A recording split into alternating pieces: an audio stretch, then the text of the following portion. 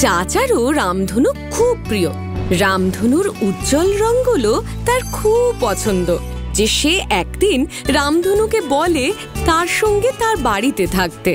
তারপর রামধনু আর চাচা একসঙ্গে হাঁটতে শুরু করে।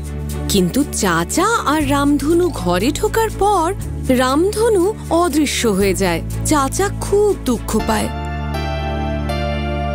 উজ্জ্বল ম্যাজিক্যাল রংগুলো আর নেই। চাচা বুঝতে পারে যে রামধনু আর সবাইকে খুশি করবে যখন সে বাইরে থাকবে, আর তাই চাচা রামধনুর বাইরে বেরোনোর জন্য দরজা খুলে দেয়। থ্যাংক ইউ চাচা, আমি আবার ফিরে আসবো তোমার বাড়ির ওপরে ঝলমল করব যখন তুমি খুব ভালো ছেলে হয়ে থাকবে।